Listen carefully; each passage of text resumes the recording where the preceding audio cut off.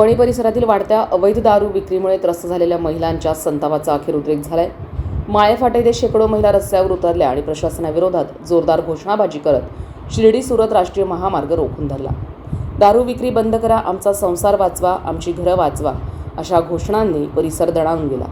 वारंवार तक्रारी करूनही अवैध दारू विक्रीवर ठोस कारवाई होत नसल्याचा आरोप करत महिलांनी थेट रस्त्यावर उतरून प्रशासनाला जाब विचारलाय। अवैध दारूच्या विळख्यात अनेक कुटुंब उद्ध्वस्त होत असून युवक आणि कर्ते पुरुष व्यसनाच्या आहारी जात असल्यानं महिलांमध्ये प्रचंड संताप निर्माण झालाय। प्रशासनाच्या दुर्लक्षामुळेच आंदोलनाची वेळ आल्याचा आरोप स्थानिक नागरिकांनी केलाय। महामार्ग रोखल्यानं वाहनांच्या अनेक किलोमीटर लांबच लांब रांगा लागल्या।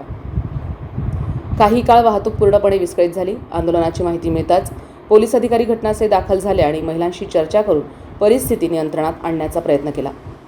नागरिकांच्या तक्रारींकडे दुर्लक्ष होत असेल तर न्याय मागायचा कुणाकडे असा संतप्त सवाल महिलांनी उपस्थित केलाय। अवैध धंद्याविरोधात महिलांनी उभारलेला हा आवाज आता प्रशासनासाठी मोठं आव्हान ठरत असून वणी परिसरात खळबळ उडाली आहे। संविधान न्यूज, नाशिक।